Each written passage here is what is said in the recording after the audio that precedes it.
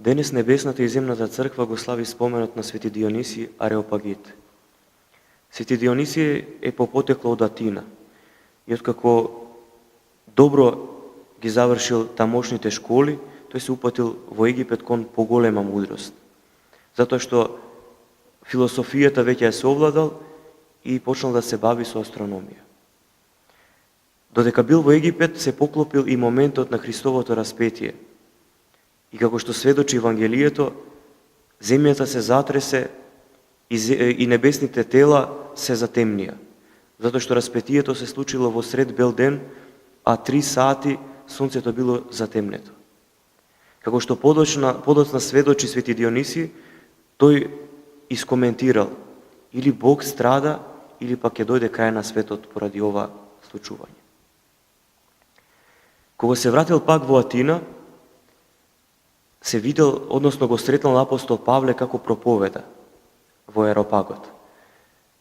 И кога го прашале за кој Бог проповеда, тој нив ги прашал: во кои богови вие верувате? Тие му ги кажале античките богови, меѓутоа видел една статуа каде што пишува статуа на непознат Бог. И тој ги прашал: како ви е овој Бог? Атињаните му одговориле: ово е Бог кој се уште не дошол на земјата, а кога ќе дојде, неговото царство не ќе има крај.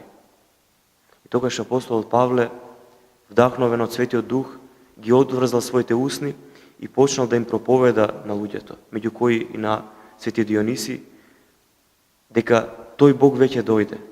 Тој беше раснат и додека беше раснуван, сонцето се затемни. И тој Бог воскресна и е жив и неговото царство не ќе има крај.